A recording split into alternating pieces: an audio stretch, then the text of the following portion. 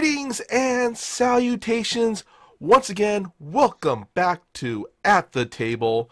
As always, I am joined by my good friend Ian here. And actually, Ian, why don't you introduce yourself and let's really quickly know where we can find you. Yeah, my name's Ian. I play Woodwort on Edge of Legends here on the Nat20 Productions site on Wednesdays, which will be tomorrow, where we're going to be finishing up the second half of what was supposed to be a one-shot, but you guys chat cleaned house that Yeah. night, so we decided to extend it. When I'm not there or here, you can find me at Bearded Scald anywhere on the internet as far as Twitch, Twitch, Instagram, and Twitter go. Awesome. And as always, I'm Michael Powell, and you can find me all over the interwebs on my social media handle, which is at Mr. Kapow. That's MrKapao. And yes, thank you, Sydney. This is one of my holiday wear, pitter patter. Let's get at her. Wait. I should not have lifted it that high. I should not have lifted it that high. Whew. Anyway, if you been following our previous episode, we were talking about the good part of the alignment chart. Tree. Yeah. Now we're gonna get into the good stuff, the naughty bits. Where everyone gets the coal. Mm-hmm. 'Tis the season, you know. Yes. So, real quick rundown. We will be discussing the alignments of chaotic neutral, lawful evil, neutral evil, and chaotic evil. Which, honestly, this is what I prefer, personally.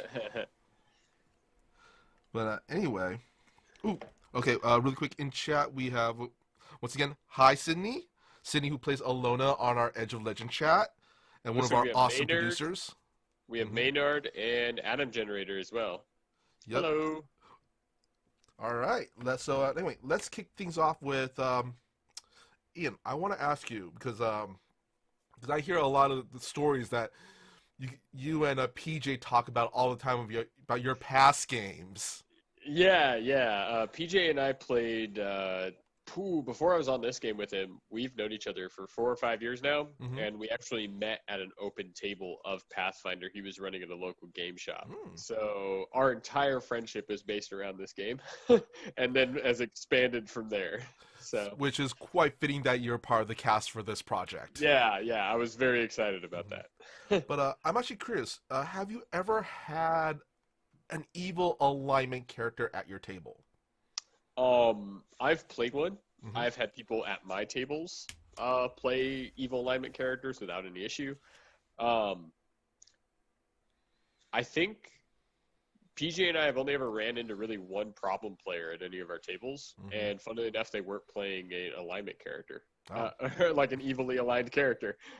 So that we can take that myth right off the bat. There you Just go. because they're playing evil doesn't mean that they're going to be bad at the game. But yeah, we have. And I've played them. PJ has, I don't know if he's played them, but he's at least DM'd them very well. He's very much the paladin kind of guy. So. Yeah. Oh, definitely. Definitely. So it's a little hard. Yeah, I would say PJ's on that cusp of lawful good and neutral good alignment. Yeah, totally. It's The chaos only comes when he catches himself in the middle of an innuendo. Yeah. That he didn't realize he was saying. But overall, yeah, I think we've had evil characters on, and we've also had characters that have slid into the path of evil just because of what was happening in the campaign. Yeah. That's always great when it's using alignment as a character tool. In that sense. Yeah, absolutely. And I think I said something about it last time. The fact that if you follow the Warcraft games at all, from Warcraft, the first Warcraft to Frozen Thrones, you get to see this one paladin slowly slide through the entire alignment scale until he hits lawful evil from lawful good, which is awesome. Yeah. And so I love to think of the alignment scale like that, is anywhere you can end up sliding through a campaign. We have Adam Generator in chat saying, evil is disruptive when it's done right. Yeah, I think that's is not not Oh, equal it's to not. disruptive. It's not Yeah, and I disruptive when done right. wholeheartedly agree with that. Just because you're playing an evil character doesn't mean you're going to end the party in any particular way or going to cause any issues. It just has to be done right. Yeah. Also, in the same sense, I always feel that, kind of just jumping really quickly in, chaotic evil is not necessarily dumb. Yeah, yeah, exactly, Yeah. exactly. I'm just kind of curious. So, what would be some reasons that you would allow these evil alignments at your table? I would allow. I honestly think it's always good to have as open an amount of, like leaving it open for your players, especially as a DM. You're kind of handed the character. You should be, the way that I look at DMing is you're handed the characters that you're going to be making a story for. Mm-hmm. So if someone chooses to make an evil character, then you can give them that story of that evil character. Um, so I would definitely allow it because I think the inter party conflict, if kept clean and in character kind of thing, can be awesome. It creates also a very interesting dichotomy in between who they're going to end up working for, the good or the bad, or is the bad working for the good just to surpass their own things? Like there's so much more to it that I would allow evil characters at any of my tables. There's only a few reasons I wouldn't, honestly, and those are rare exceptions, I feel, overall. Well, speaking of which, what would be some reasons that you would not allow an evil alignment character at your table? So, a there's always ways to get around this. Mm-hmm. I okay, so I guess one of the reasons I always do allow evil characters is one of my favorite things to do is if there's an evil character and then a character who has sense good or evil, and they're both in the same party, and they're not thinking about it at first, even though they know the other person, and they go, "Do I sense any evil around me?" And they're like, "Right behind you." It's one of my favorite things, and it turns out that it's their rogue, um, and it takes them a while of multiple casting to go, "Oh man," which is fun. But not allowing evil characters, it's the only really time that I don't allow evil characters is when I'm playing with brand new people Mm. and tables that are open to the public because I don't know who that person is. I haven't vetted them. Yeah. I don't know who they are. So trying to vet them before a game and sometimes minutes before you start playing with them for the first time, you don't really want to mess with. Exactly. It's like what just said. You don't know if they could be disruptive to your table, disruptive to your story, and while it's kind of okay to be disruptive to the characters, it's not okay to be disruptive to the players. Yeah, and there's a lot exactly because there's a lot of people who play evil characters that Mm-hmm. aren't disruptive to the storyline at all. They add a lot of flavor, some cool context, some other stuff that's going on, and simply put, they are just bringing a character to a story. Mm-hmm. There are other people, however, kind of like some guys who cosplay Deadpool at conventions. Um, because they're hiding behind the Deadpool moniker, they feel like they can get away with anything. Yeah, they use Um, it as an excuse. yeah, exactly. And there's also people who play these games and use it as an excuse of, well, I'm evil. Why can't I do that? Yeah. And that's no fun. We Um, got Adam Jenner saying evil is fun, but maybe evil characters can be bad for some adventure paths like Agents of Edgewatch. so I'm not familiar with that adventure path. I definitely want to look it up now, specifically because you said this about it, Adam. But overall, the other reason that I haven't allowed them at my table is when we were having I didn't run the game. I was co-DMing, Mm-hmm. which I do with a lot of my friends who want to start playing games. I hang out and I do the rules and help them make encounters, and they run the game. And whenever they have a question, they just ask me. Yeah. Um, so You're the gamer Wikipedia. yeah, yeah, exactly. Or I can at least look it up faster Yeah. while they're actually dealing with things on the game. Mm-hmm. If they're dealing with people like, maybe some celestial entities of some sort who are wholeheartedly good and cannot work with evil, I could see a problem with that. Do I think you can't get around it? No. But you're going to have to make a story point out of it. And I think that's another point. That's another big thing. If somebody chooses to pick evil, just like somebody chooses to pick good, there should be a story point made out of it. Yeah. You need to point it out, and you should point it out. Mm-hmm. As far as the story goes, you should absolutely point it out because Yeah, I always feel in those situations where there are like spells like detect evil, detect good, or when yep, you're going up against creatures like celestials and such.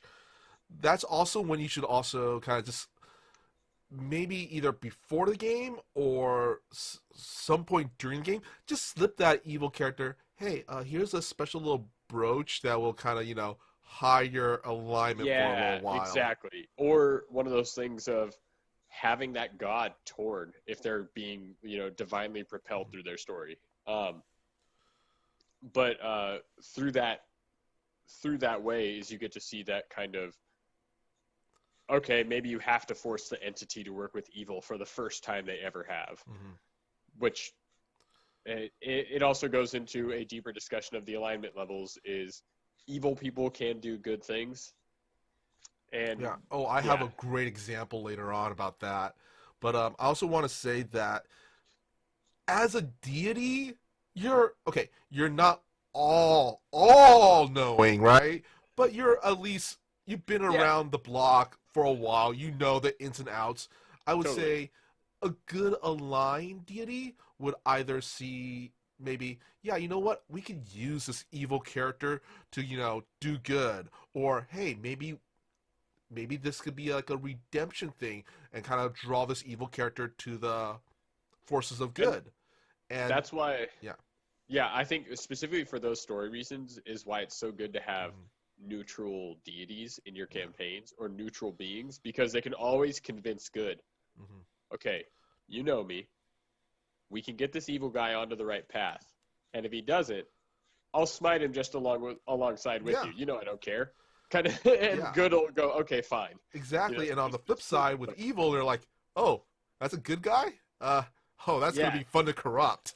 Yeah, exactly. It can go either way. So I Exactly. don't see many problems, but the reasons that I wouldn't put it in is if the campaign is heavily relied in one direction or another, or the other big thing is having brand new players because you Hmm. never know who's going to show up at those tables. Yeah. Those Convention I forget. games. Oof. Yeah, Convention what's the one games. that what? There's a Pathfinder has their own version of that where you can show up Pathfinder at any Society. table. Society, great. Yeah. I was trying to figure it out, and I was like Pathfinder something something. So Society, you have new players all the time coming in Hmm. and out of your games. That's the only time that I wouldn't. And I have done it with new players, and I was just ready to ask people to leave the table if need Yeah. be, or sit them aside and be like, "Look, you're disrupting the game." And sometimes you have to get into those Yeah. uncomfortable moments. Um, Exactly. Again, I've never had that happen with anyone who's decided to play an You're evil lucky. character You're yet. lucky. I have read all since doing my my personal YouTube channel.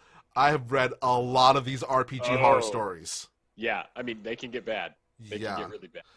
Really Uh, quick in chat, Adam Jenner says that in Agents of Edgewatch, the players are the police and assumes the party is good. You know what? yeah, They assume the party could be good, but you know what? It could be like Gotham, a corrupt police force. yeah. You Harvey could run Bullock. it. I think, yeah, exactly. You got a Dirty Harry situation going on. Yeah. But you could run it. I think that for ease, that's the other thing Hmm. is evil characters can be a lot to handle if it's your first time running a game. Yeah. If somebody tells me I'm not letting evil characters into my game because this is the first time I've ever run a Pathfinder campaign, I would totally understand that. Hmm. It feels like an area of its own you would have to cover and Yeah. make up story for. It's So I it's could like totally it's an advanced yeah, add-on. it's kind of like wanting to run your first game and then somebody comes out to you with like something that's in the back of some Pathfinder magazine for like their special release and you're like, yeah, but if I combine this weapon with this feat, and you as the new DM goes like, I don't I have What? the Yeah. player's handbook. Uh-huh. Like I can understand why you would cut some of those things out. Yeah. Adam Generator also goes on to say the best kind of detect evil in Pathfinder 2E is Divine Lance. I don't think that anyone, especially Sydney, would disagree with you on that. And the thing about evil, good, and fantasy is that it assumes the difference with good and evil are objective. Absolutely. And that's a hard part with, Mm-hmm. honestly, the discussion of alignments as wholes is you Yeah. start getting into the morality of the situation. A very good friend of mine got into this recently of, we realize that all people are neutral. They're only based on their reactions or what actually has an alignment to them. Yeah. So it's this interesting back and forth of things like Mm-hmm. that. What would you say would be kind of the proper etiquette of playing a evil character at the table? So I think there is etiquette to it. Mm-hmm. And I think you have to understand that everybody there is everybody around the table is there to tell a story. Do not be the antithesis to that story. The GM has somebody picked out for that. There is a bad guy. It's not you. And if it is you, they will let you know. The second thing, do not try to hide it. Because if somebody else figures out with a detect evil spell that your character is evil, you can roll those deception checks. But the worst thing I've ever seen is when somebody who's pretending not to be evil, and then the GM says, "Oh, well, detect evil. The guy behind you's evil," and somebody confronts them about it, and they go, "Oh, that's not fair. That was supposed to be my thing. That I'm supposed to." It's like it doesn't work like that. Mm-hmm. It's going to come out one way or another. You have to just roll with the punches. Yeah. Um, It's also in that case, I feel it's more like, oh, I'm evil, like evil. Like you can actually go on a philosophical rant. Evil is subjective. yeah, My intentions, my objectives. What is evil anyway? And just kind of go off on that until the other person like, okay. yeah, exactly. And it's one of those things that you start to. I feel like the etiquette. Whenever I've played an evil character, I've let everybody at the table know coming straight in, I am playing an evil character. Mm-hmm. And there's two things that can happen. Either people can be upset, which has happened before, or the other really cool thing that happens often is you get to reset their mind on what they Yeah. think evil is, and you get to play this character who's clearly evil Mm-hmm. throughout the entire game, but no one's upset at you by the end of Yeah. it. Honestly, my favorite in that example, my favorite one is when it's revealed, Onion from Steven Universe. Right. Just see him in fire with a baseball bat, just slowly turns, and they're like, Yeah. Exactly. Yeah. There's the and the reveal is going to be part of your character story. yeah. If you're trying to keep it hidden, don't think that you're going to be able to keep this secret Mm-hmm. in front of any sort of being that has any Mm-hmm. sort of sense. Yeah. And also, I would say you should, if you're playing an evil character, yeah, you're playing an evil a-hole, but don't be an actual a-hole as a player. You can be an a-hole Yeah, as a character. Don't be an a-hole as totally. a player. And you also like the chaos that usually gets wrapped up with the evil moniker, Mm-hmm. if you will, the evil alignments. You're still there if your character's truthfully that evil, that bad, that horrible, the thing that you just created. Why did you show up to the table where you know you're supposed to defeat the bad guy? Even if your character's entire storyline is, oh yeah, I want to defeat that bad guy because I want his throne. That doesn't mean you're not willing to work with all the good people to defeat that bad guy and then try to weasel your way into that throne at the Yeah. very last second. The campaign's Yeah. wrapping up. You Honestly, can do that. that's the perfect classic example of like the evil the evil chancellor type character. Yeah, exactly. It's one of those things where it's like, you know what? I'll help you with that. Yeah. I'll totally help all of these great, good paladins with that as an evil character, hoping that I can slip into that guy's, seat of power and Yeah. no one will To be fill able the to power rise up vacuum. against me. Yeah, exactly. Yeah. So, So there is, like I said, there are etiquette, and I also, for myself as both a GM and a player, my thing is also if if I know it's the person's first time ever playing any type of role playing game, I usually tell them if they want to play evil character, I advise against that. yeah.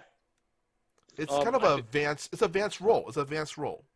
and it's one of those things that it depends on who your friends are. I have a good friend who I played 3 or 4 campaigns with so far. and he surprised me with an evil character, and his acts throughout the campaign were despicable. But we all thought that they were, one, kind of needed to get it done faster and better, which is also your own character coming into terms with what they think is evil. But he never made anyone upset. Yeah. Ever. No one was ever mad at his character. It was impressively done. He threaded that needle exactly how it should be. Another example of doing evil for the greater good kind of situations, right? Absolutely. And that was his entire thing. We were playing a campaign, and his character wanted to fit into that seat of that vacuum. To go, oh, well, if we defeat all these bad guys, that means that all these henchmen that are left over are going to be looking for a leader. Yeah, and also, why can't it be me? Yeah, and honestly, sometimes I feel in kind of a all good party, there has to be a character who's willing to kind of dirty their hands a little bit to help expedite certain things. It can be it can help. And that's also what's fun about having a true neutral or a chaotic neutral character or anything like that, is that they can help too and act outside of what you would normally experience, or normally put together as an experience as a group. But it'll it can be beneficial. Yeah. Also, I want to say you should also, another thing, you should not punish your players for an evil alignment just because they're evil. I think that goes back to what you said before.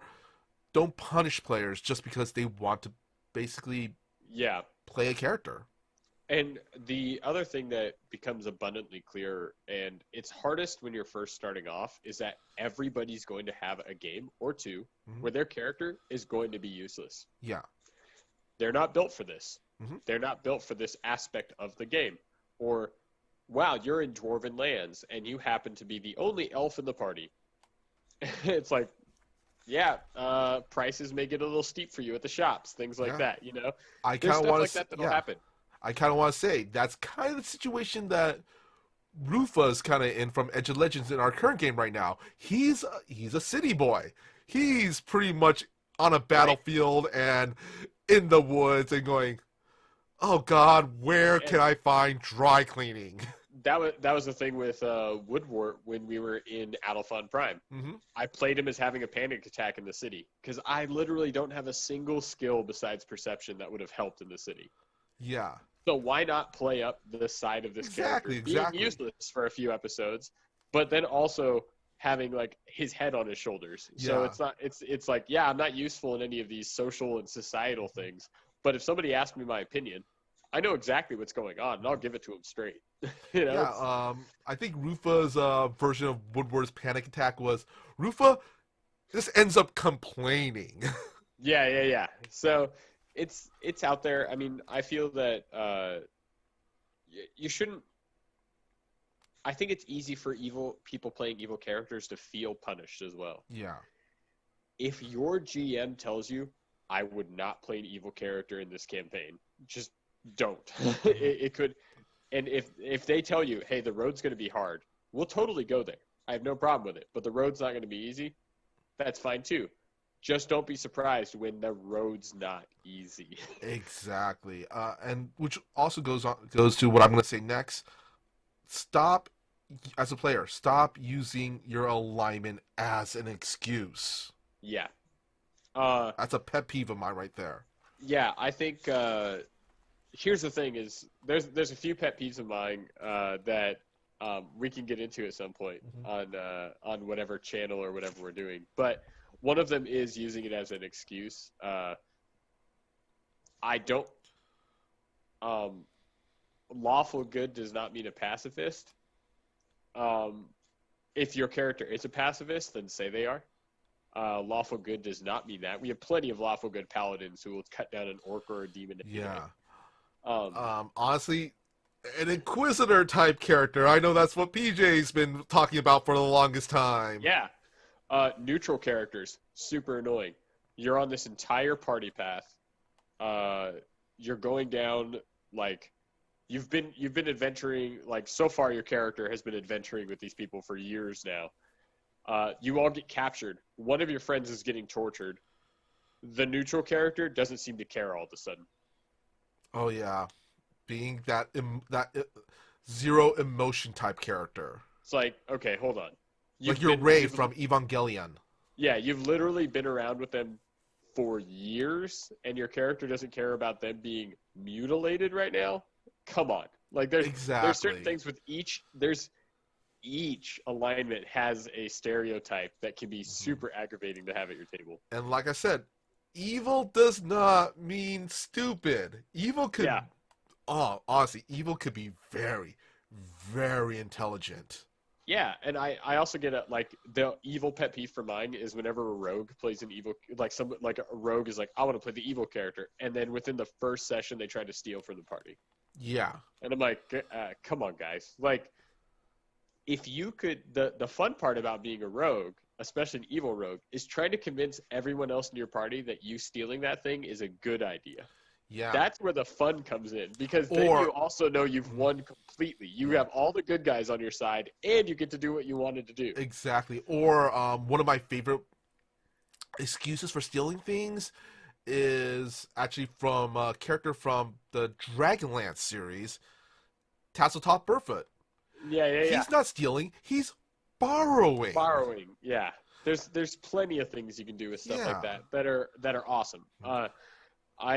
I don't think.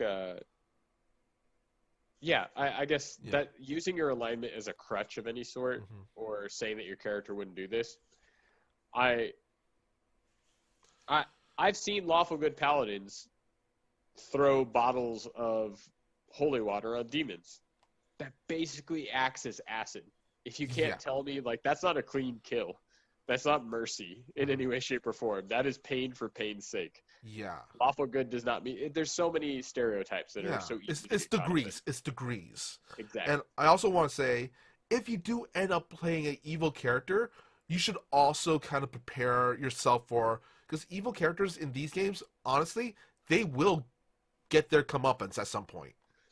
Yeah, and it could come from your own party, Yeah. and be ready for it. Just Yeah. because you have your comeuppance doesn't mean that your character can't have either a redemption arc. And redemption doesn't always mean Hmm. switching your alignment.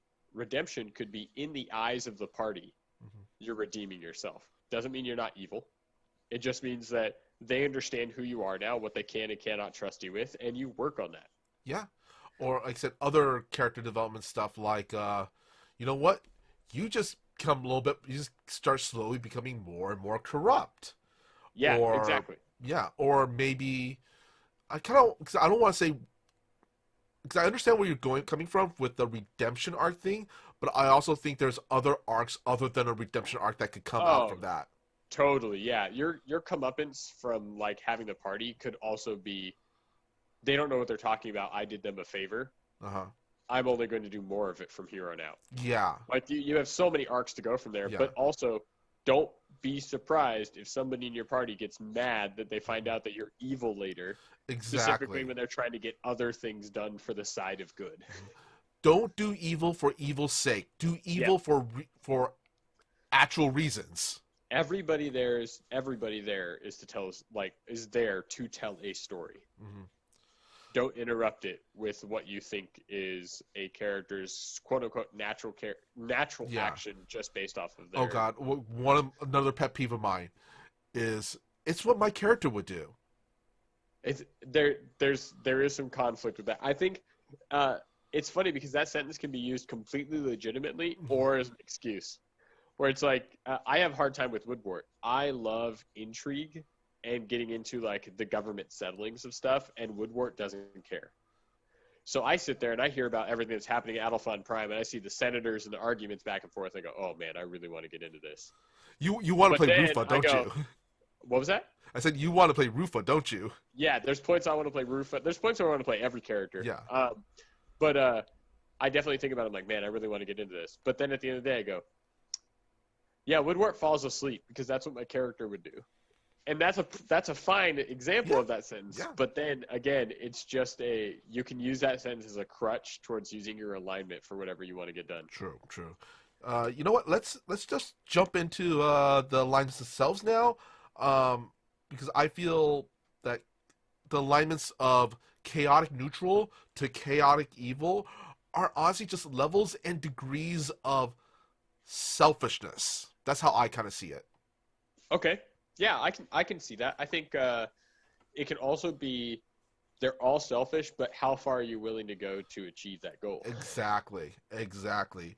Well, first off, is honestly, this is a very hotly debated alignment, which is Okay. chaotic neutral. Okay. I Great. feel it's actually more debated than true neutral. Yeah. Chaotic neutral is interesting to me, and it's probably the hardest to pin down, um, just because I've quote unquote reversed it. Usually for chaotic neutral, when I've talked to people about this, they think that is a neutral person who is uh has random acts of good or evil, and just kind of shoots around within that scale, like swings around. The way that I played my chaotic neutral character is that I was clearly good, but I had chaotic spurts of just being neutral towards things that people think I should be more involved in, which I think is fun, and I think both are very valid Mm-hmm. in that way. But yeah, it can definitely be hotly. Yeah, I think Hotly every debated. alignment can, but yeah, there can be hot debates around chaotic Yeah. neutral. Oh, we have Adam Jenner in chat saying my brother has a home rule about evil characters. He doesn't allow evil if your character don't have high intelligence. I can understand that. The interesting thing that I would love to actually ask your brother at some point is what he considers high intelligence, because base stats in Pathfinder 2e are tens. 10 is a plus 0. But if an NPC with an intelligence of 10 can be designated as good or evil, then there's no point that a barbarian with a base intelligence of 10 can't do the same. True. True. So it is an interesting thing. I think I like that home rule because it gets around a lot of the problems of just having an evil brute who's willing to hurt Yeah. people. But if you have the low intelligence and you're playing an evil brute, you also have the fun of being easily tricked by the party. Yeah. Of having the, oh, I'm gonna, you took my thing, blah blah blah. Barbarian, evil barbarian Yeah. raises club above their head, and the other goes, I didn't take it. That guy took it, and it's that kind of look of how they get the Hulk to do things in the Marvel movies, Yeah. where they just kind of point it at the bad guy and say, there's a I can't remember what he says, but Captain America does it in one of the comic books. There's like an alien invasion, and he tells the Hulk, like the Hulk's like, oh, Captain America uses something to make the Hulk go to sleep, and when he wakes up, he's like, you made me go to sleep, and he's like, I didn't do it. That guy did. And he like points at the alien spaceship, and he like flies off, and you just see Captain America like sit down on a bench. And it's like settled, done. And it's just that you can have that fun. You could play an evil character who is very angry at everybody and very emotional swings, and just allow your character to be pointed at things, to be like, no, he did it to you. I hate that guy. And you just run for it. There you go. There you go. Yeah, exactly. I feel for me, chaotic neutral is more honestly, it is one of those characters who are ultimately just self-serving. Yeah, They're I think that's. selfish. They're I honestly think selfish. I think self-serving is a good way to go about it. I think another way to go about it is somebody who is who bases their decisions off of every life, not by weighing the actual options, but what they have experienced in their life before. So if you have a character who comes up, and instead of weighing the options of going, oh, evil's beating this bad guy down, but good is also being like this totalitarian problem. Well, if the evil guy is from a place that used to beat my people up, I'm going to attack the evil guy. It doesn't mean I'm on the side of good. I'm just going after the evil guy because I have a beef with them. Yeah. And then on the other side of things is going of having or maybe the too much understanding, right? Is the other side of chaotic neutral, which is interesting, of going, oh, yeah, this person got a crap ton of their money stolen from them. Yeah, but did you ever figure out the guy who stole the money, did he need it? Why is he stealing the money? And the whole party goes, no, he's the bad guy. I don't know. Have we asked him? Is the chaotic neutral type Yeah, of it's things like of like, maybe he's like Robin Hood, stealing from the rich and giving to the poor, or maybe yeah, he has a exactly. sick It's too family much. member or something. Yeah, you have too much of a. I guess I would put it as like too much of an understanding versus no understanding at all. Is Yeah, two ways to play a chaotic neutral character because true. I think the neutral part is just reacting to everything off the cuff. Mhm. Chaotic is how you make that character decide what reactions are off the cuff and which are the stable through lines. Yeah. I want to say that couple of examples of what a chaotic neutral character would do would be perhaps, honestly, dirty fighting. They would be the people who would like pull a Del Gribble pocket sand. Yeah, exactly. I like that a lot. I think the another example of that.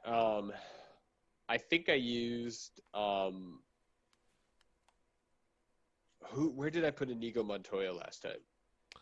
I think you put him I should in have written that down. I think I neutral put him in good. neutral good. Yeah. I think the you know what? Actually, I'm going to use another Princess Bride reference, except I forgot the character's name as soon as I said Princess Bride. The guy who's in charge of Andre the Giant's character, he's the shorter guy. Yeah, yeah, yeah, He yeah. uses the poison. Yeah. That guy, chaotic neutral. He's not the main bad guy.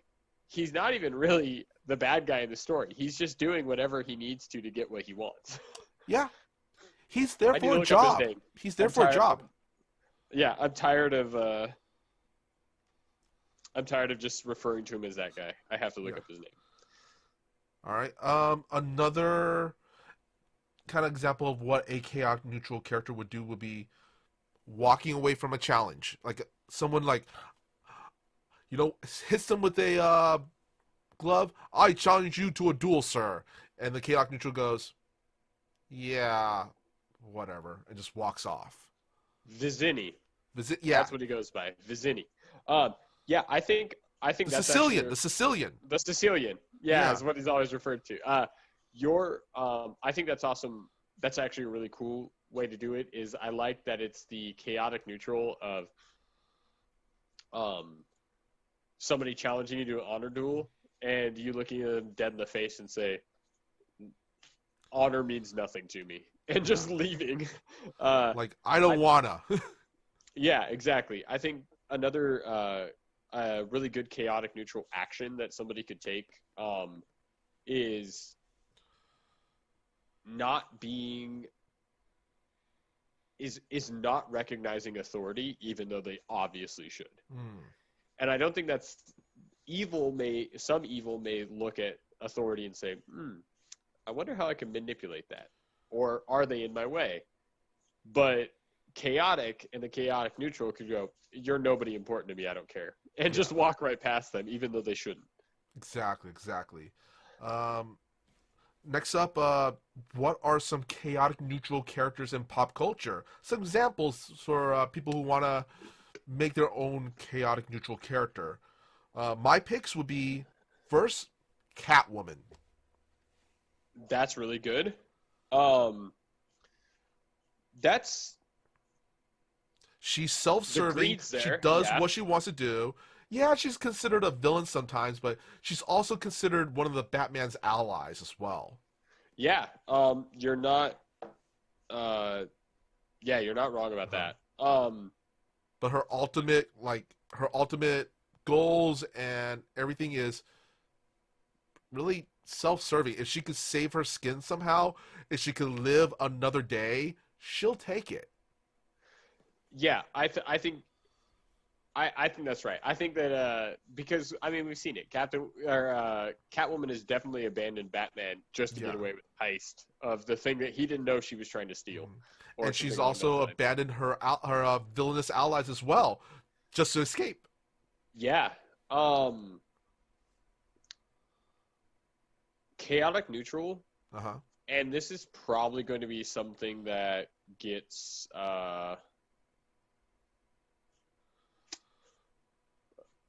that could give me some backlash. I'm going to say the Punisher. Mm. Chaotic neutral in the fact that he doesn't really care about the law. He doesn't care about what's going to happen to him, but he cares about what people did to others. So he's chaotic in his actions. He doesn't care what he needs to do to get that thing done. He doesn't give a shit about collateral damage. Exactly. It is very a chaotic neutral of, and it's kind of the same side of chaotic good of what I was going with, but it's I'm going to save that one person. I'm going to save that one person at any cost. I don't care how many people I have to kill to do it. It's like, wait, hold on. How much is this one life worth? It's very much a chaotic neutral aspect. Exactly. Another one is, for me, this is kind of a deep dive. If you're an anime fan, Lena Inverse from the Slayers anime. I haven't watched that yet. It is on my. It is on my. It is basically Slayers is D&D in anime form. Great, awesome! I can't wait. I do. She's a very chaotic character. She's the main character, and also she does stuff for her own selfish reasons. So, you know what? Who I'm going to bring up as my next character? Lobo. Oh. Lobo is chaotic neutral. You never know what side he's going to be on. You have an equal chance of fighting that guy, as well as him helping you out against something that he doesn't want in his turf anymore. Exactly. It's very much Lobo's definitely one of those characters. The only thing he kind of cares about is his space dolphins. You do not mess with his space dolphins. But it's one of those things of like, this is my turf. This guy's encroaching on it. Now he's treating me. Oh, you want to help me get him? Great, let's do it. Yeah. I don't care who you are. Let's just get this guy. Or as a bounty hunter. Oh, you want me to take down the superhero? Oh, you want me to take care of this villain? Exactly. Pay me. Yeah, pay me. Great, cool. The mercenary type is very chaotic neutral. Oh, very, very. And my last pick would be, this is for old school gamers out there, Guybrush Threepwood from the Monkey Island series. Yeah, one of my favorite old school computer games. Yeah. He's definitely he wants to be a pirate. He wants to be the evil, feared, black hat pirate, like Blackbeard character. But he's also chaotic, stupid in a sense. Yeah, I get it. I get where you're going with that. Yeah. I think a last chaotic neutral character. Trying to figure out what other. I don't know if I want to go go farther down the comic book route, but I think it's where everybody would easy references everyone would understand. Mm-hmm. I went to an old school anime that at this point not that many people might know, and an old school computer game that not a lot of people would know. So the other Batman villain I would actually put inside of that trope is the Riddler. Oh. More often than not, he's actually the riddles and the things that are happening aren't going to hurt one person except Batman. Yeah. Right? So it's not that he's just evil. He's not just unwanted destruction. It's very precise. But sometimes he's just set things up just to set things up. Yeah. He doesn't care if they do get solved. Yeah. Honestly, it's, a little deep dive on the Riddler character. It's part of his obsessive compulsive disorder. Yeah, exactly. It's something he has to do. Yeah. Which makes it an interesting thing because he has set up traps and riddles for even some of the other bad guys inside of the universe. Yeah, but he's also a character with very specific rules to a sense where if he sets a trap or riddle, it has to be solvable. It cannot be impossible to solve. Yeah. So he never gets upset either way. Yeah. It is partly chaos incarnate. All right. Now let's move on to, this is my favorite evil alignment, honestly. The Lawful Evil. Lawful Evil. Here we go. I love Lawful Evil. Some examples of a Lawful Evil. Example of something a Lawful Evil character would do would be taking a bribe. You're a corrupt government official. You're a corrupt peacekeeper. Yeah, this is where we start to get into the same conversation that we had last time. Is what do you mean by lawful? Lawful, if you take into personal creed, then yeah, that's really easy for anybody Yeah. to be lawful. If you put it into actual laws from the town or city or nation that you're a part of, then things start to get interesting. Yeah. Lawful evil, I don't think. Here's where I disagree with you on the taking a bribe. I don't think it's taking the bribe. I think it's calling it a super PAC. Oh. Here, not to get too political inside of this, but like calling it something else so you can still take it, but it being deemed something else by the rest of it. It's kind of that whole argument of, oh well, the corporation is technically a person. I don't. Okay. Yeah. Or That what about when it's you just take a manipulating. large envelope of money, you put a newspaper over it, and you just slide it over to a government official, like, oh, you should check out this news article. Yeah, it's basically the I'm going to put this out in the open. I definitely took this thing, right? But these are my tax returns.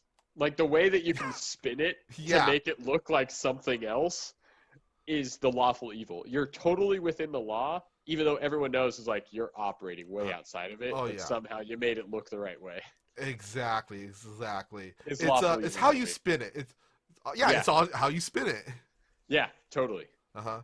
Um, It's Another example I would say would be reporting an illegal action to the authorities that would benefit the lawful evil character. yeah. I like that. Yeah, you're using every means that you have to make sure that you come up on top. I Yeah. like that a lot. I think that also helps. It. I feel like lawful evil characters. The hardest part about playing one is that not everybody can't know you're evil. Yeah. Some people have to think lawful evil. Great person in history, Al Capone. Mm. And I'll bring up others, but I'm bringing up Al Capone because in the one of the same years he committed the tax fraud that put him into prison, he also bought a turkey a goose for every single family within 4 city blocks of the poorest section of the city he was in for Christmas. So it's one of those things where it's like, I don't know where to sit with you. You're doing all these lawful things. It's the same thing when they brought up like, why do you own so many guns? Well, I can buy them in catalogs. Like he literally said that. He's like, they're all bought legally. I have all the paperwork for them. But it's that kind of thing of finding that loophole and just going, that's mine. I want to say that lawful evil characters, they do fall in that stereotype and trope that these are the intelligent evil characters. Yeah, exactly. I think that's a good way to put it. What would you say would be another example of a kind of a lawful evil act that a character could do?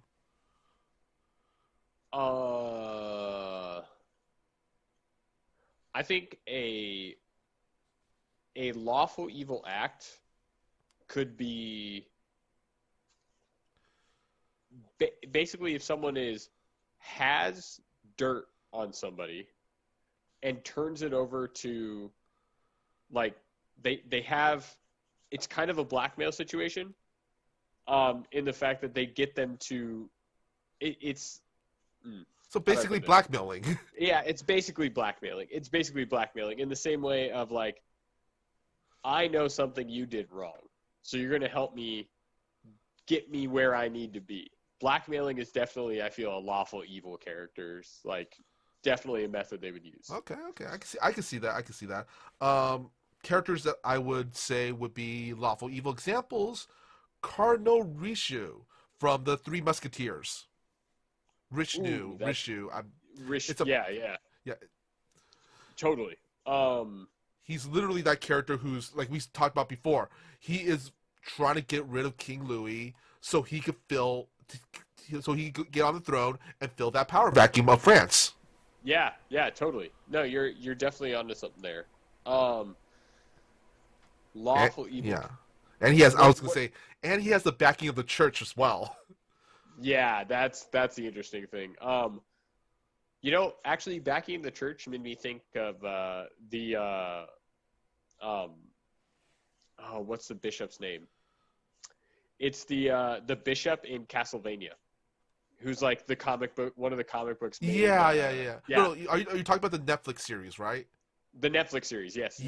Yeah, I So know who you're talking about. I don't know his name off the that top of my head, that though. bishop. Now that you said church, when you said church, it actually made me think of him because that bishop right there is lawful evil to the T. He has found a way to persecute something that he doesn't see as right, even and past the extent he ever should be, but is operating well within the law to do so. Yeah, within church law and then using Exactly. public opinion. Yeah, Yeah. absolutely. Another example for me, it would be this will be my anime reference. Char as a noble from Gundam. Okay. Yeah, Yeah, totally. I will say honestly, I will say he kind of starts off a little as neutral evil, but he Uh-huh. quickly evolves into lawful evil because he wants to get, his people, the Federation, the Principality of Xeon, to shake off the shackles of the Earth Federation and create their own government and all that stuff. Yeah, yeah, I can see that one. I think another lawful evil character, um, Kingpin from Spider-Man. Yeah, Wilson Fisk. Yep, he sits at the top of this giant corporation and uses the money in nefarious ways, but keeps it all clean up top. So Yep. everyone knows he's evil, but Yeah, he's known as a businessman. yeah, exactly, exactly. And he That I would does, definitely put. yeah, and he also does use his money as part of his cover for charity and like Yep. for the I mean, arts and all that stuff. he basically is Al Capone in Yeah, the way that I was yeah, saying it beforehand. Is like yeah. he's helping the community as much as he is hindering the police. And I've always got to like in these kind of videos, I always have to at least dip into Star Wars characters at least once. Okay, let's hear it. Captain Phasma, she would be a lawful evil character Oh, okay. because she's an example. She's a military officer that, Mhm. yeah, her character is pretty much two dimensional, but she does everything within the extents of the First Order. Yeah, yeah. That's definitely the thing of, well, the people that I believe in justify all my actions, so I'm Yeah. okay. That's the lawful evil part Uh-huh. of the interesting lawful evil part of things. Yeah. I'm trying to come up with another lawful evil character. Um. Oh. Let's go down the. I was actually saving him. For this. Now that I remember, we're gonna go down the Evangelion route. The Evangelion route. Um. Oh my God, I can't believe I forgot his name. Hold on. What? I'm Who so is sorry. he though? Who is he It's though? Shenji's dad. Oh, yeah. No, Yeah. definitely. I can't remember. I can't remember his name. To save the life of me for whatever reason. Lawful evil, super lawful evil. He's willing to do horribly despicable things to save the world, and everybody inside of the organization is okay with it. Yeah.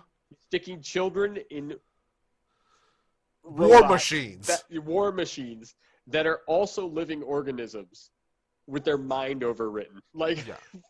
God, there's nothing worse than that. Yeah, he's And that stereotypical mad scientist lawful evil.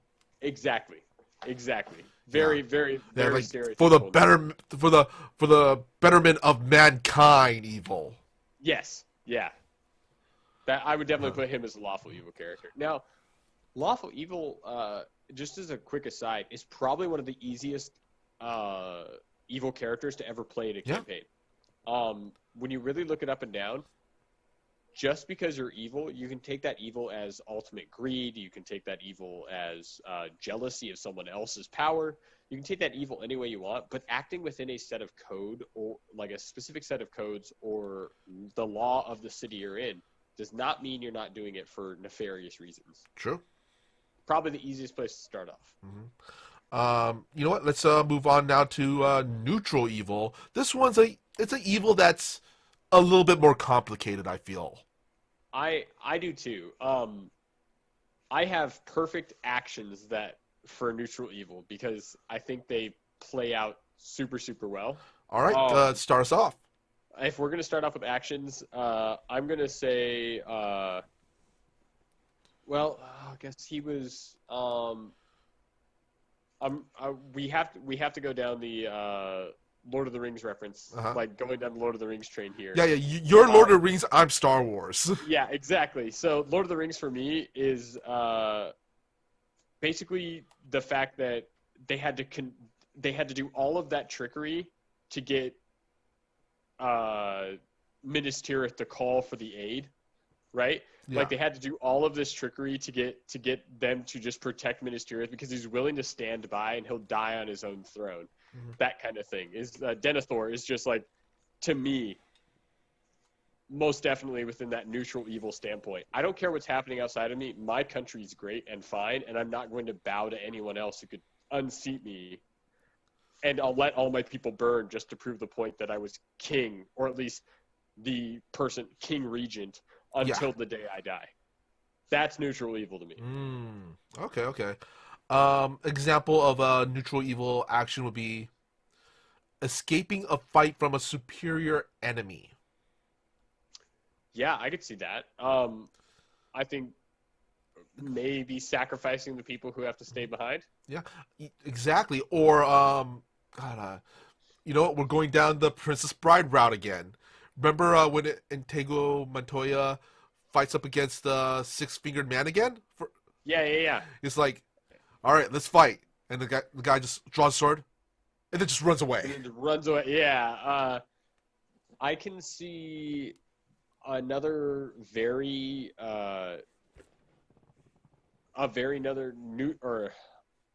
much another neutral evil thing to do is using your connections to only get yourself out of a problem, Mm.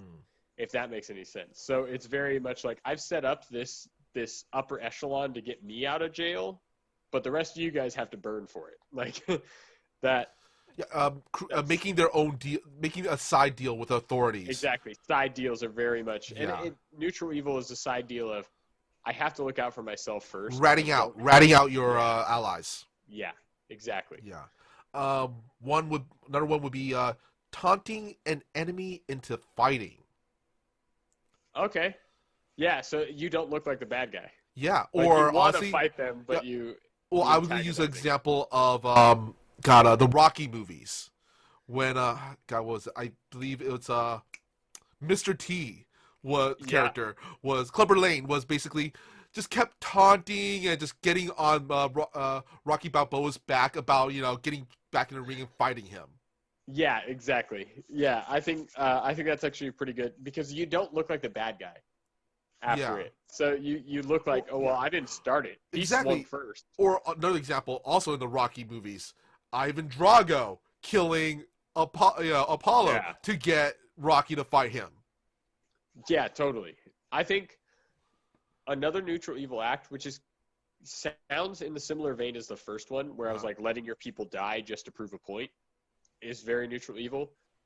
Letting another people die to get like letting another people die so you can take over whatever their like lands would be, oh, right? okay. So there's a big thing like it's throughout history. Mercia basically did it to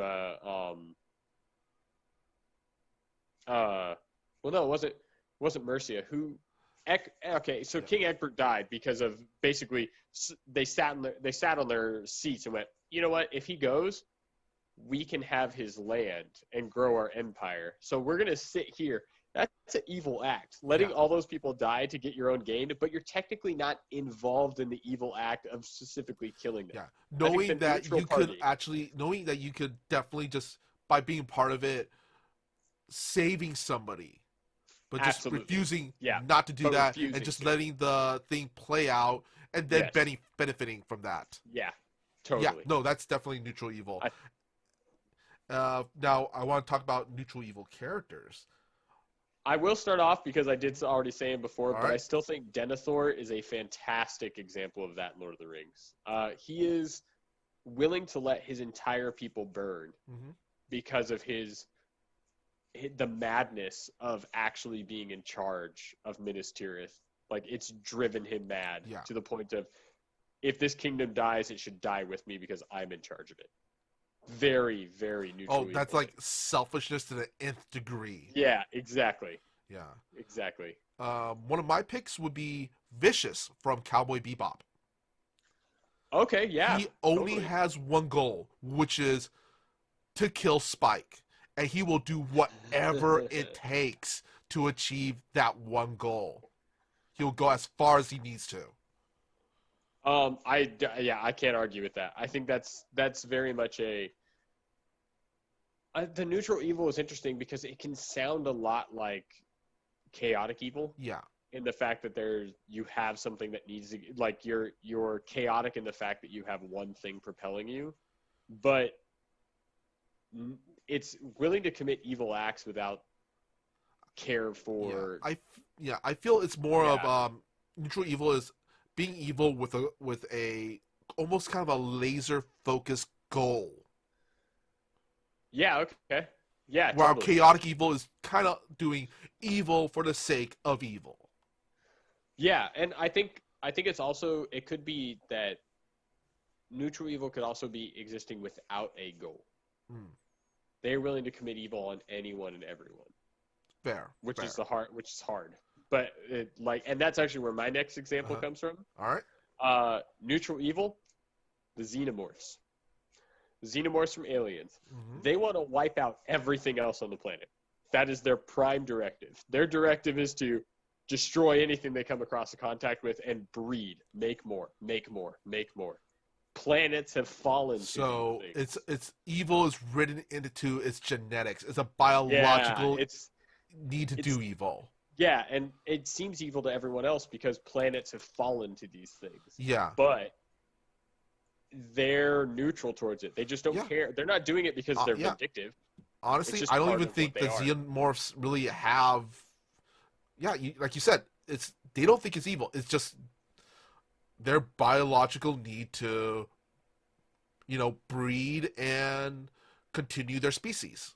Absolutely. Yeah, I think that's exactly it. It's just it's neutral in that stance. Is they're just doing exactly what they're designed to do. But what they're designed to do is unfortunately very bad for the rest of us. My next pick would be Lex Luthor.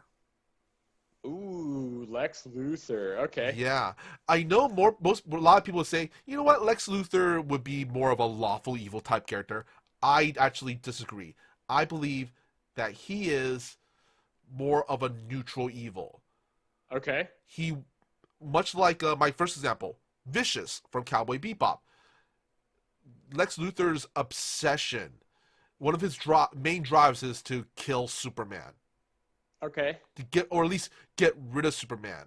And he will do whatever it takes to achieve that. To even an extent where in some comics, some universe, he literally gets starts dying from Kryptonian radiation to achieve his goal. I guess it's hard to pin down a character with that much vindication as a neutral character, but I can see where you're coming from on that. And I will also say there are points in comics where, like, this is if you're like big comic book nerd, where he's okay, I can save this company, but you know what? I'm just gonna let the stocks drop on that and let everybody, the people lose their pensions and everything, and then pick up that business for pennies on the dollar. Totally. Yeah, I think you're totally right. I like that we're getting. It looks like Reaped is in the chat. Xenophobic America First Vendetta Boy Lex Luthor. And that, you know what? I'm gonna actually bring in my third character based off of that because I think they're almost identical in that way. Cersei Lannister. Everyone who is not me is the enemy. Is basically how she functions. Is if it's not my throne that's in power, everyone else is bad. And that's kind of how she throws her weight around in that entire series. And I also believe that she also has that thing where that selfishness where, you know what? If it serves me, my objectives, and what I consider the family I like, Yeah. aka Yeah. her Totally. children, and Totally. to a certain extent, to at least part of the story of Jamie. I'm realizing that there's actually, I think that's probably what made Game of Thrones so interesting for a lot of people is Uh that huh. most of the people vying for any sort of power in that thing is neutral evil. Yeah. Because Yeah. even towards the, like, maybe not at the beginning of their character, but as they start to tear down, you really start to get into things like Dany towards the end, like with her dragons. It's like, Yeah. they get real paranoid about a lot of stuff and things like that that are just Yeah. like, Like when they're alone, when it's just okay, just me surviving, they can lean towards good, like mostly neutral, sometimes good. But as soon as they go into the politics side of things, that's when you just go, "Oh, you're doing politics. You're a politician. You're evil." yeah, yeah. There's a lot of that that goes on. But I think Cersei Lannister is actually probably pretty consistent with that Yeah. of being Oh neutral yeah. evil. Definitely, definitely. And my last pick would be for the neutral evils, Mystique from the X-Men. Ooh, Yeah. Um, she. Yeah. I can. Yeah. She kind of just hangs with the Brotherhood because they accept her, Yeah. and that's Also, about it, right? um, once again, little deep dive on Mystique. She is considered to be hundreds of years old, and her mutant power based to is shapeshifting is also she could change her cells, so her cells would never die off. So essentially, to that logic, she's immortal. Yeah, yeah. And throughout the years, she has committed a lot of assassinations. Yes, to also remain that face, to Yeah, live the life that she wants. Totally. yeah, and also she's had a lot of children. Nightcrawler, and she Yep. just honestly she abandons because of his appearance. Yeah, which that's bad enough. That's really Yeah, rough. Man, but that's really the thing is, she would bad. also work with the good guys Yeah, man, for her self totally, interests. I totally forgot about why she abandons Nightcrawler, and now I'm like, oh, that is like that is one of the most despicable things somebody can do is abandoning another human being for something that's out of their control, Well, she like also their appearance. well she well I feel her biggest Ugh. sin is abandoning the child that she has with Sabretooth because he was not a mutant. And that child Oh becomes the guy who created like the Friends of Humanity. God, man, that's That's some bad. deep. Yeah. Also, you're doing deep cuts. I didn't know that. That's Yeah. pretty. That's bad too. Uh Man, I thought bringing up Cersei, I was gonna be like, I've topped it. But that's some despicable Yeah. stuff. Her evil led to a hate group. Yeah, that's yeah. No, I'll give you that. I Uh-huh. concede. So I would Uh, say Mystique, definitely neutral evil on that stand. yeah. But she has goals, so that keeps her from chaotic evil. I think we're actually gonna start shifting Uh-huh. neutral evil. Funnily enough, the second easiest to pull into a campaign. And I say that for playing your first evil character, Yeah. only for the fact that neutral evil means that you're not tied to any one concept, so you can manipulate your code and work within the group that you're a part of to then become a part of it Yeah. and to work towards whatever your main goal is. Mhm. Again, evil characters can be on the side of good as long as they're helping a good guy. Lobo's kind of a good way to think about that. Is some of the stuff that Lobo wants to get done, he uses good guys to help him get through it. Yeah. All So right. Let's now move on to our last alignment. This is the I want to say the penultimate of what people would consider the evil for the sake of evil. yes, Chaotic evil. I know a lot of people have been kind of drooling over like, oh, when are they going to talk about this? yeah, When are they going to talk about this this? is chaotic evil is probably what most people when they think evil, and I mean like with a capital E, evil, when they look at fantasy genres, they think of chaotic evil. Yeah. And it's usually because all evil spectrums, no matter where they sit, from neutral to chaotic, from lawful to chaotic, if you're the person being persecuted by that evil, it always looks chaotic because there's 9 times out of 10 you have no idea why you're the person getting persecuted. Mm-hmm. There's no reason for it. Yeah. You can't find one. Therefore, they look chaotic. And so most people, I think, get wrapped up in the chaotic evil when they're not. Yeah, I want to say this alignment is that stereotypical murder hobo. Yes, exactly. Yeah. And the characters brought up for this, if one person doesn't get named, I will definitely do it. Yeah. I have a feeling you'll take care of it. I want to. But- I see Reap Psyche's comment. I want to save that though after we talk about chaotic evil. Oh, okay. Yeah. Yeah. I do want to discuss that. But first of all, let's talk about acts of chaotic evil. It is. You know what? Honestly, chaotic evil is hard to even say their acts because I feel like saying them doesn't do the justice of what they could cause. Chaotic evil is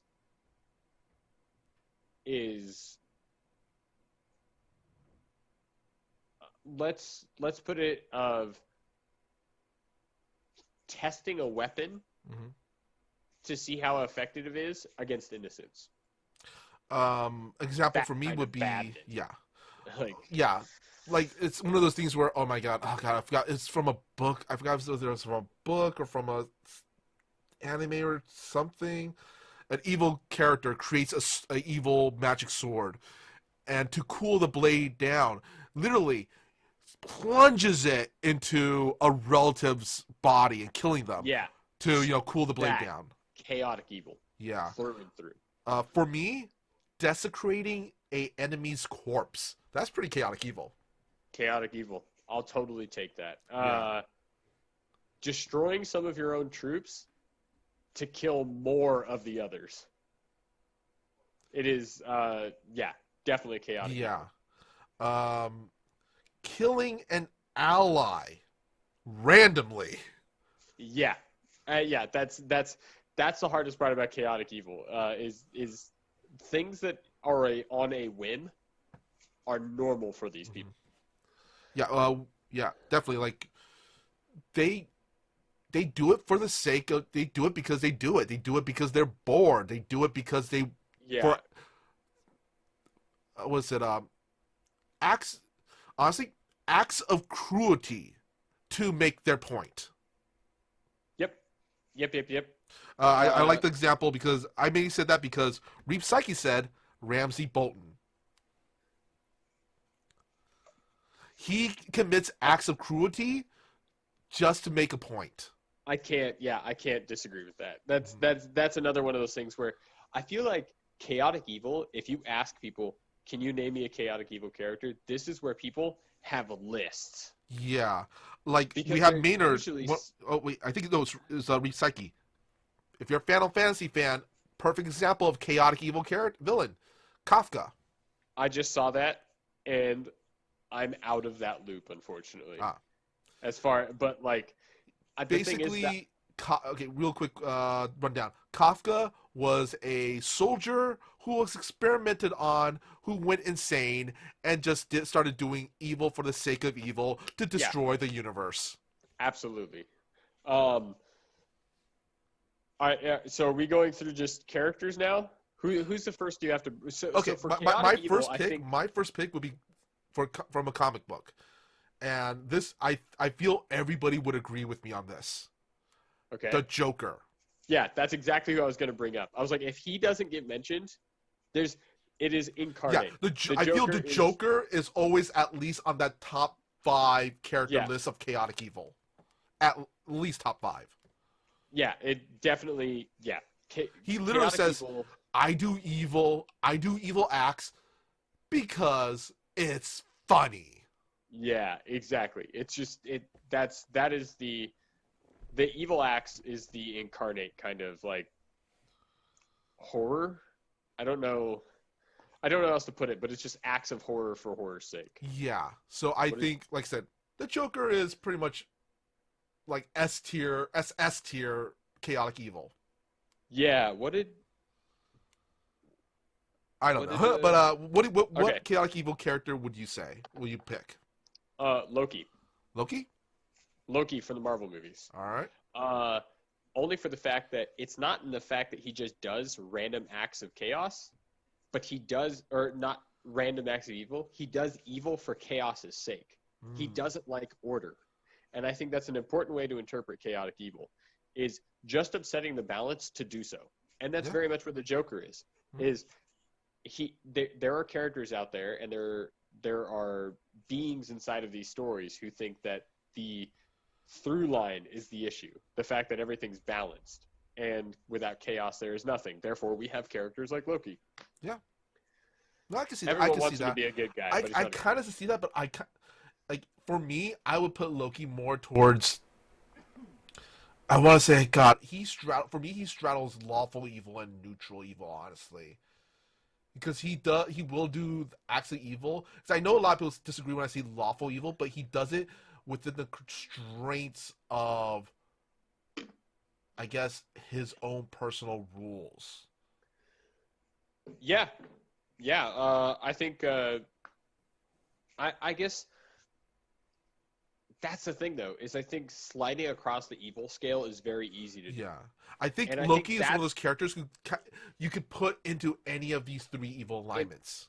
that is why I put him in. That's why I personally put him into chaotic. Okay, okay. It's because he will work within the law if he has to get Uh-huh. his evil deeds done. He'll be neutral to whatever's happening, or just commit chaos to figure out, like, to get people Yeah. to look at it or do the thing or distract them Mhm. because it's an evil act. I just think, yeah.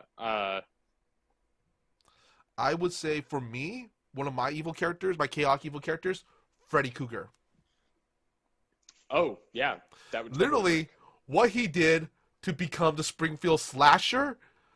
I'm not gonna say it because, yeah, terms and services, but what he did, Freddy Krueger did to become a dream demon, that's pretty evil. Yeah, I can see that. And then he comes back to kill. Honestly, all is a blanket term. All the children of Elm Street. Yeah, definitely. I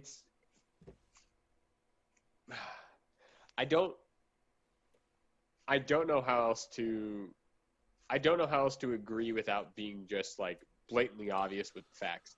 It is killing for the sake of killing. Yeah. There's nothing. He literally, like, in one of the movies, he literally creates. She tries to create another Elm Street so he could just continue killing. Yeah, He literally, yeah. The line of the movie was, every town has an Elm Street. Yeah, yeah. It's things like that are.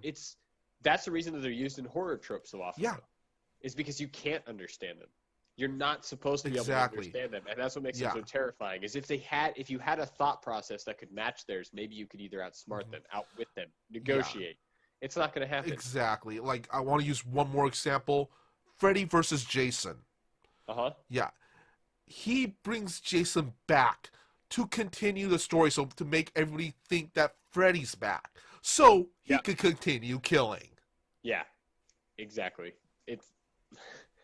I don't. He's chaotic evil. It's chaotic. It is. Yeah. It's chaotic evil. I can see all of that. All right. Who's your last pick? Honestly, I'm gonna go. This could be a throwaway thing that a lot of people don't agree with, but I personally see the Urukai from Lord of the Rings as chaotic evil. Oh, okay. They are pointed at things. That's it. They kill anything and everything they come across. That is it. They are a planet. They're literally in the Battle of Helm's Deep, the Urukai. They're willing to blow themselves up just for the evil, for what they see as evil, the good of men to fall. That chaos of they have the phalanx are immediately destroyed as soon as they start battling. It just becomes pure, and Yeah. and even more so, probably in a visual sense, the goblins of Moria. Hmm. There's nothing you can, if you get into their trap, they'll kill you. They don't Yeah. care who you are. Yeah. That's what they Yeah. do. It's the same with honestly with those army tropes. It's the same with any of these faceless army character tropes, Yeah, like the Trollocs from Wheel of Time, totally. to a certain extent, even the Stormtroopers from Star Wars.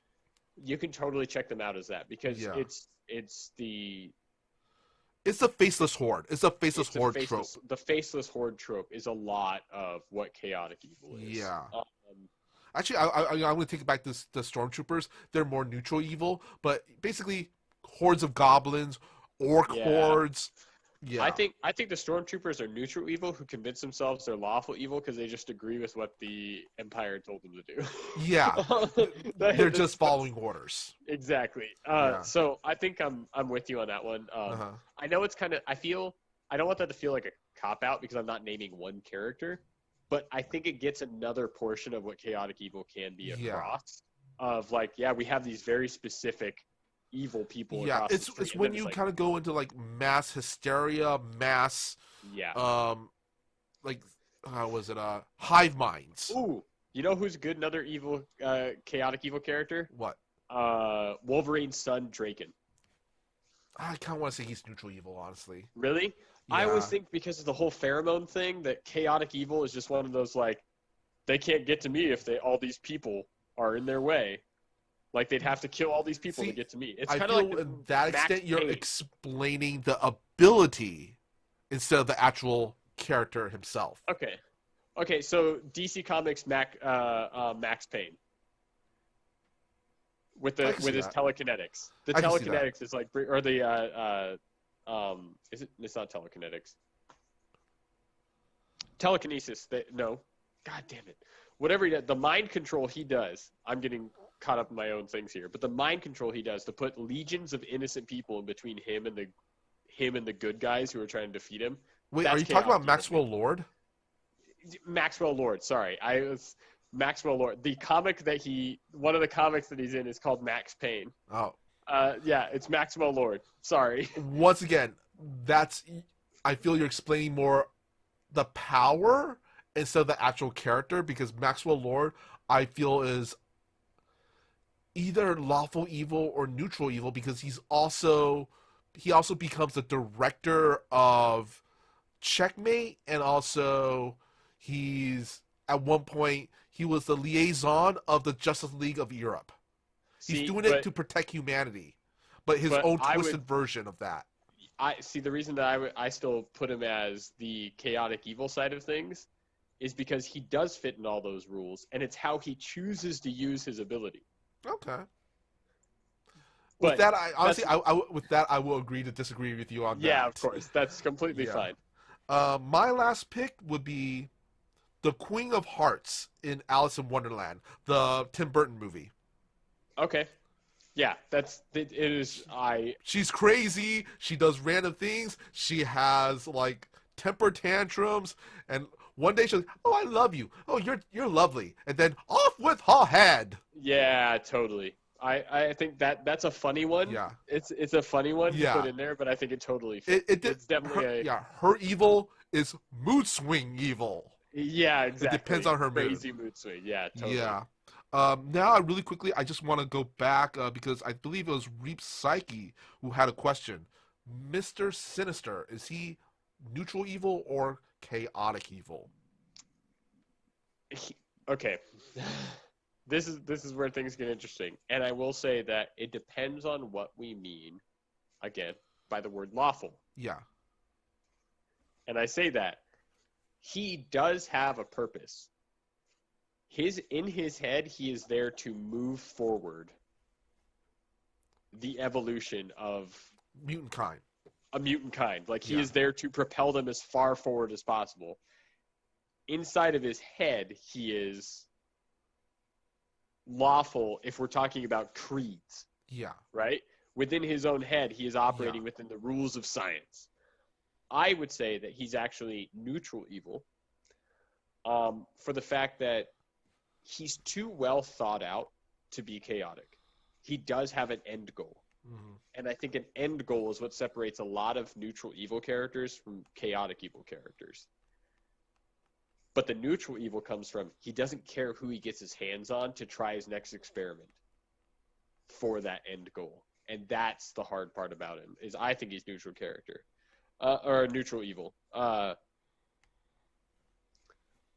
I agree because once again, he's a scientist. He's doing this. Once again, I'm gonna go back to Vicious from Cowboy Bebop and Lex Luthor. These are characters who have a laser focused goal, and Mr. Sinister, same way. His goal is to create the most powerful mutant ever through genetics, and his theory is using the genetics of Scott Summers, aka Cyclops, and Jean Grey, who is one of the most powerful telepaths in the world. We just missed one of the most chaotic evil characters that's probably in everyone. Everyone knows who they are, whether they watch the series or not. Who? Rick from Rick and Morty. Actually, not really. I literally have Rick from Rick and Morty on my notes. It's kind of hard to see, Where but did you yeah. put him? Where did you put him? Chaotic evil. I was saving him. What... Yeah, I was saving him as an example of how to play a chaotic evil character in a party. Yeah, I know that I don't want to put like, I'm not a fan of the show, so I don't know all that much about it. But every single time I've ever seen that guy in anything else or a version of him or any of his quotes, that guy's chaotic evil. Yeah. Through and through. He is an example of the selfishness of chaotic evil. Yeah. He uses Morty. He will use his family for his own purposes. Yeah. It's despicable. Yeah. It's wholeheartedly. He will manipulate the feelings and whatever of his entire family. Yeah. To suit his goals. For his goal. Yeah. And like I said, Morty is literally a meat shield for Rick. Yeah, exactly. So I think that I didn't want to, because I'm not a huge, I just thought about it right now. I was like, wait, Rick from Rick and Morty is a horribly chaotic evil character. Honestly, though, you can also say he legitimately does love his family. And that's the weirdest part about it. Yeah. Yeah. But I will say it is a toxic love. Yeah, totally. It's definitely a toxic love, because you can't tell if he loves them because he actually loves them or he loves them because of the things that they can achieve for him. Yeah. Which is scary. Exactly.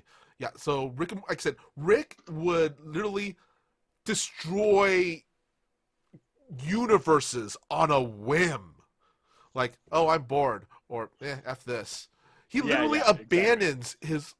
Well, at least one of the Ricks, we're not even... Because right now, it's... Oh, God. When you talk about multiverse and everything, it gets so convoluted and confusing. But one of the Ricks escapes their home universe, which becomes the Cronenberg universe, and just takes over another universe's... because that Rick and Morty's dead. Like, oh, you know what? We're just going to bury them in the backyard and take over their lives. And I think Reaped here is, again, he says, or they say, again, it's the goals versus methods thing. Mm-hmm. His goals are chaotic neutral. His actions are so neutral that he becomes evil because he doesn't even regard morality as a thing. Mm-hmm. And that is actually my favorite reason to bring up the alignment chart. Is you have to you can base the alignment chart off of two things: somebody as a whole or their actions.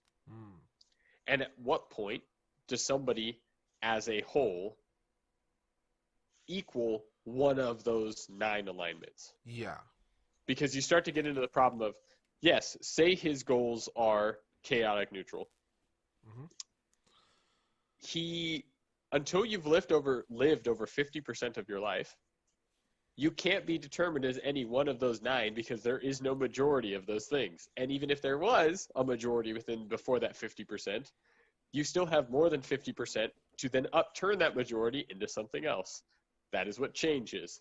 So it's really hard to determine people versus goals, and you have to state that from the beginning. Is Definitely. state it. Are you basing it off of them as a whole person, or each and everyone's every single act? Because most of my lawful good paladins regularly do lawful evil things. It's a demon. Demons are bad. I just made that one gargle holy water. That's not good. That's not nice. There's nothing good about that. But we had it strapped to a chair. We needed to talk. Yeah. I'm well within my rights as a paladin and also by this city's mandate. Mm-hmm. That doesn't make me a good person. We But I'm also lawful got, good because yeah, I'm doing it for the good of mankind. It's very exactly. complicated. We also have Maynard saying that every horror you can and cannot imagine is being inflicted upon you and everyone else throughout eternity somewhere. What does anything matter? Is his outlooks for Rick. Yeah, it's definitely one of those. Wow, God, why can I not pronounce that word today? Uh, Nihilism? Nihilism, yes, nihilism. Yeah, what Reap Psyche, ultra nihilism is totally with you guys. And that's the hard thing is outlooks persuade people into fitting within one of the alignments, but their outlook itself doesn't have an alignment. It's what the actions they're willing to take to get to that outlook. There's no. It is the hard part of saying Sauron thought uniting the world underneath his rule of army was better for the entire planet. No one, very few, I should say, characters are ever written knowing they are expressly evil. Yeah. So so really quick, because we're getting down to that time. How would you use alignment at your table? If I had to use alignment at my table, I definitely use it to.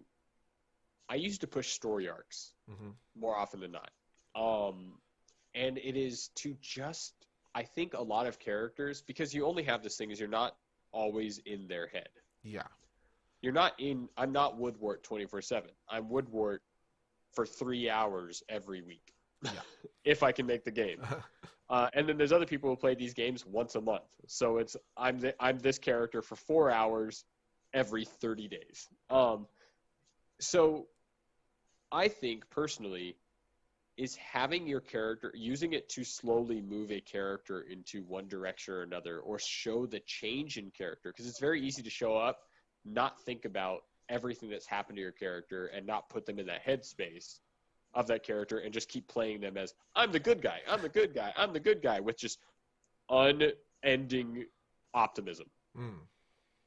But it's really cool to be like, yeah, but you've seen this. Are you not really starting to move into the neutral good situation where you realize that the law is actually letting a lot of bad guys get away?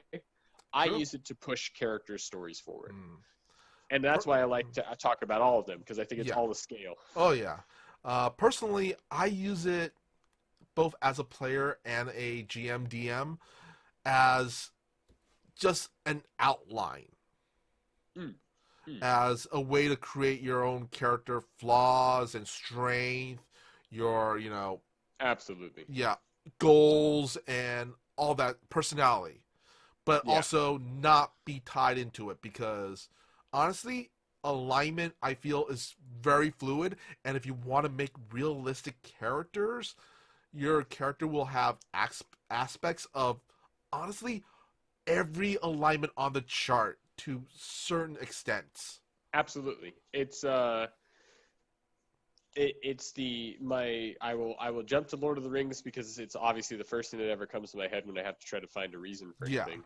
Wormtongue kills Saruman, stabs him in the back. Right? Did he do an evil thing? Because that's exactly what the rest of the party in the tree ant showed up to do. So, in some ways, you could say he did a very good thing. In a lot of ways, but he's not a good guy. Yeah. So I think the biggest thing to walk away from with all of the alignment talk is definitely to say it does not define your character and their actions. But but it can it's a good it's a guideline. good guideline. Yeah. And it's fun too because it also puts you outside of your own mind a little bit. Yeah. I mean, me having to walk away, walk away from half of the things Woodward has seen with his own two eyes that Ian would have been like, I'm getting involved. Yeah. That's no. Yeah. But as a true neutral, Yeah. I'm like, Yeah. not my problem. Yeah. Speaking of Edge of Legend, I feel that alignment could be a very useful tool for character growth, and I feel that especially with the I want to say honestly, yeah, it is we have a very diverse cast of characters in Edge of Legend. What are your thoughts on that? I no, I think you're right, and I think Maynard hit it in the chat. Actually, is basically what I was going to say. Is that well, the reason Maynard dislikes the alignments is it can be thought as prescriptive rather than descriptive. I think that it's really cool to start your character off with an alignment, especially because we could flip that around a little bit, Maynard. It's very good to have that perspective thing or prescriptive thing because it lets everyone know where your character started out as soon as this journey started. Up until now, Alona has been lawful good. After seeing the atrocities of war, she may not be lawful good anymore, having to live through the fight with the Green Army. And you know what? Woodward may learn that being true neutral actually isn't the best thing in the planet because being true neutral can cause just as much evil as evil itself. Mm-hmm. I think it's great as long as you understand that at game one, that alignment can start to change. Yeah, that's your starting point. It's like if you make a chart, starting point, and then it branches off into like different path. Yeah, exactly. Like a skill tree. I think, yeah, it's very good I think it's very good to have an alignment picked for your character as a prescriptive thing, knowing that it will become descriptive later. Yeah. I think Maynard. I agree with that. I agree. All the way that I think that it should change later. Mm-hmm. But I will say this that I half agree with you, Maynard, when you said that characters shouldn't have alignments, they should have motivations. I believe they should have both.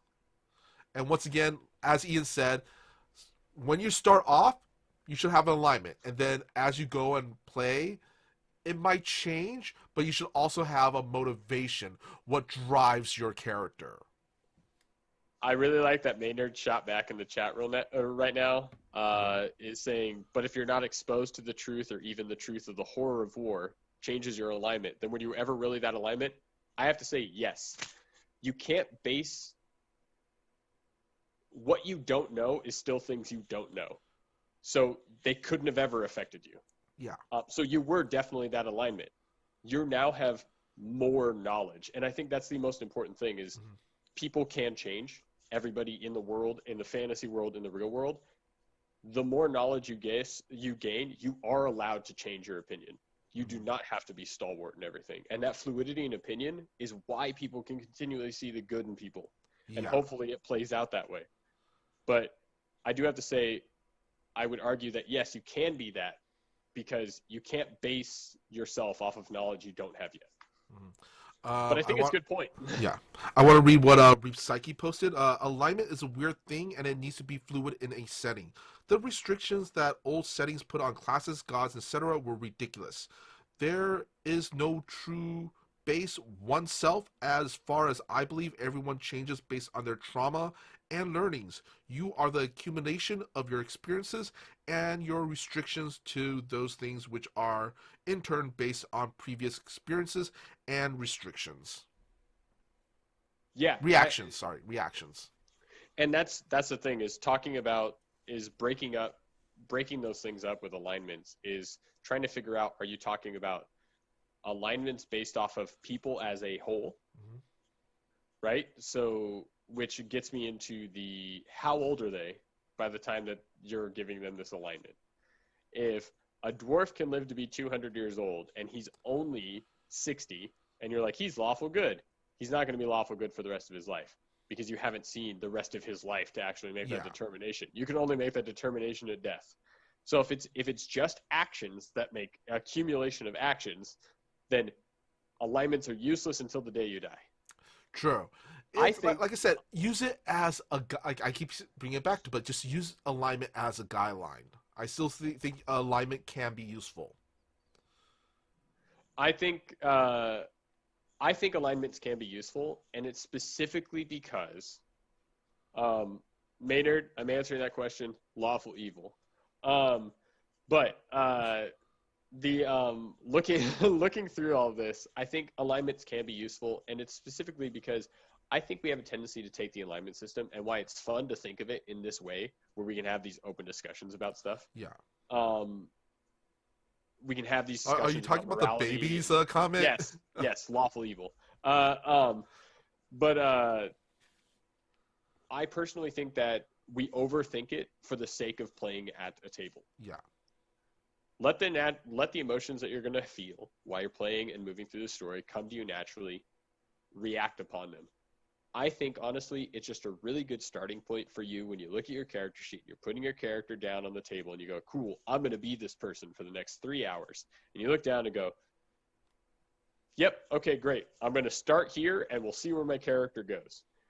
That, besides the hit points box on my paper, the alignment center is where I erase the most often. And it's only because last game I did some evil stuff. I'm going to put down neutral evil, things like that. And it's only to keep myself in check with my character while I'm away. Yeah. I also want to say, be careful of using alignment also as a blanket. This is for DMs. Be careful about using alignment as a blanket for entire cultures, race, and the society. Because even in social groups, there are people who will act differently, and there are also exceptions to the rule. And that is a very big hard part. Like a hard part when discussing the alignment system is much like the babies comment. Yeah, it becomes the blanket statements. Like, honestly, you know what? Maybe not all orcs are evil. There could be that one orc that's like, oh, do we have to be the baddies? And that's where it becomes, but that also goes right back into what Maynard was saying, is removed from their environment, are they still inherently evil? Mm-hmm. It is and then you start getting into the questions of nature versus nurture, and that is not a part of the Edge of Legends show. Yeah. That you start getting really deep into these things, and that's why it's really easy to get involved in these conversations. I mean, that could be a discussion, but that's going to be like a 6-hour discussion, and we just don't have time for that. And honestly, I don't know enough about it, and I haven't done enough research on what the nuances of all those terms mean to really actually talk about it with any sort of confidence. Yeah. We have PJ in chat saying, any change into an alignment doesn't invalidate any previous alignments, only being in that alignment at the present moment falsely makes the alignment false. And also that. A million times that. That's why I always say there's no all brush, no people that are a monolith. Yeah, I think that's when the alignment systems inside of games, the more you're willing to take in as a part of that math to come out with, I am this alignment, the more complicated the math problem gets. Yeah. Therefore, the answer you know what I mean? That's a crap analogy. I'm bad at math, so that makes sense to me. It's scary. But it's the number of X factors you're either willing to put into a conversation or take out. That's the thing. Is I think with conversations on alignment, just like every other discussion of philosophical origin, you need to set your rules down on the table before you even start the conversation, because there's too many X factors to bring in. Now that was an awesome discussion. We went a little bit long, but you know what? Alignments deserve that, right? That's what happens when you get into the nitty gritty. Exactly.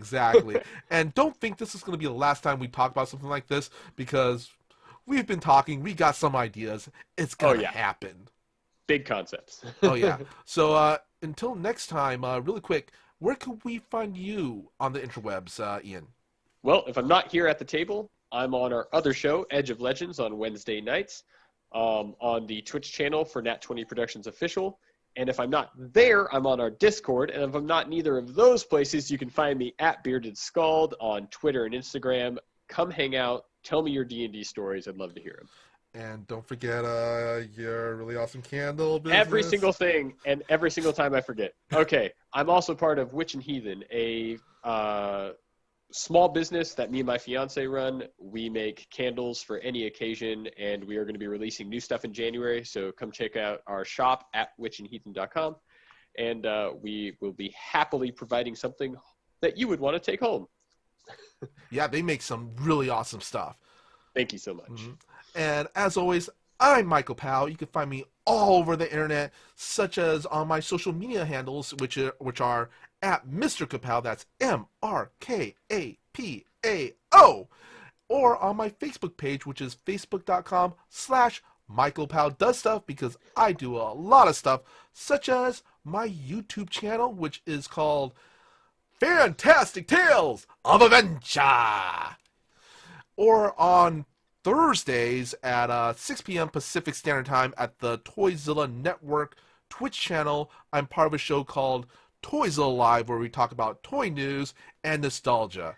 Yeah, really good stuff there. And as always, you can catch both of us on Wednesdays here on the Nat20 Productions Twitch channel at 8 p.m. Pacific Standard Time, where we're part of the cast of Edge of Legends. Edge of Legends. Yeah. We can't wait for you to become legends right alongside us. But until next time, we'll see you at the table. Bye! See you guys.